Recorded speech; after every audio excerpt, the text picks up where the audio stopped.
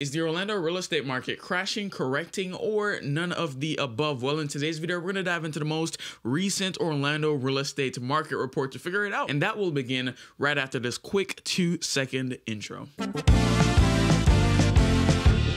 If you are new here by chance, hey, welcome. My name is Romario, and if you're an OG viewer of these market update videos, you know where I'm about to go next, and that will be 1, 2, 3. You guessed it right, up in the top left corner. Let me know down below if you got it right. So we're looking at the Orlando real estate market report for the month of November, the most recent as we can get it.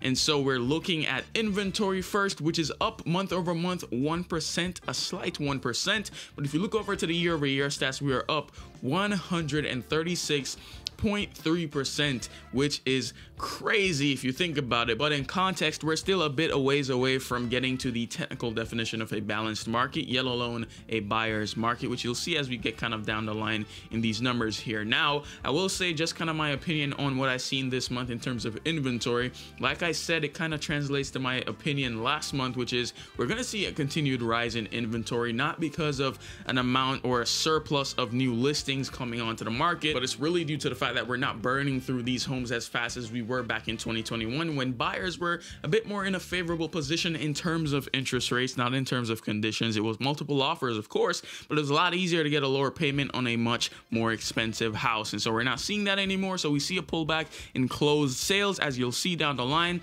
And we're also seeing, just like I said, a pullback in new listings. The people who bought homes are not putting them on the market while they have a 2 to 3 to 4% interest rate to go buy in a 6-7 interest rate environment. And so as you can see, month over month, we're down 14.6% in new listings. Year over year, we're down a little bit under 20%. New contracts are up ever so slightly at 0.6% month over month. But if you look at a year over year difference, we're down almost 40%. So there's just not as much people in the market as there were a year ago this exact time. And so what I would say to anybody out there looking, if you're a seller, you have to be more competitive. And if you're a buyer, you are not as competitive because you don't have twice as many people almost in the market as there were a year ago, which is leading to these new builders giving these incentives for the buyers that are still in the market, and more sellers are willing to give concessions and so on and so forth. Now, by no stretch of the imagination does this mean that you as a buyer have complete control over the situation, complete leverage in the resale market here in Orlando. There are still situations I've personally encountered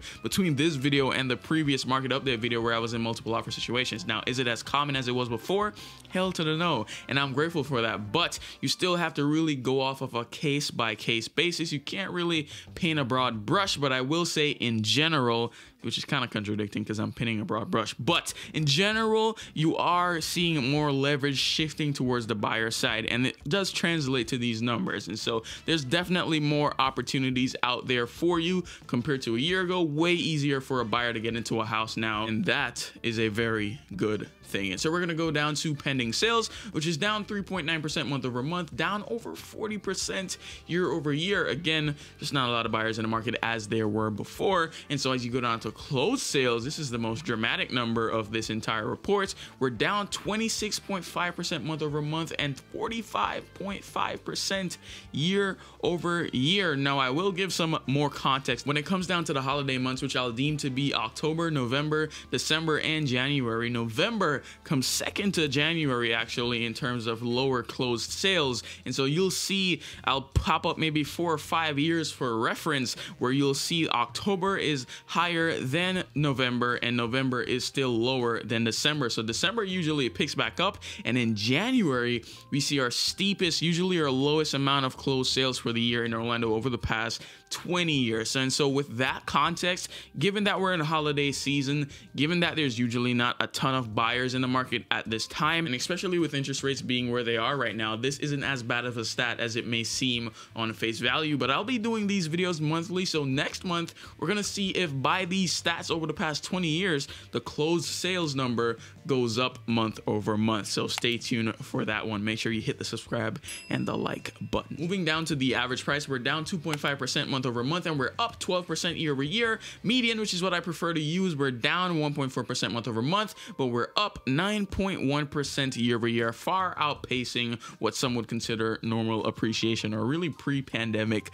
appreciation. So Orlando is still going to end the year very strong. strong. In context, if you bought a home for $500,000 last year, this time it's worth somewhere a little bit under $550,000, which is a great thing to say as a homeowner in just 1 year. When it comes to the months of supply number, but first, before we do that, let's do days on market. So we're up from 38 days for your home to sell to about 43 days. So it's going to take on average a month to 2 months for your home to sell, which is great. It shouldn't take 1 to 2 business days. So buyers have more time and sellers also have more time to make sure they're preparing before they put their home on the market, so that when it's on the market, it can get as many eyeballs as it can through your realtor, through their marketing tactics, through working that listing and making sure it is the best listing in that neighborhood possible, and it's the easiest choice for any buyer out there. Now, moving back down to months of supply, we're up from 2.62 months of inventory to 3.63 months of inventory. So we're edging closer and closer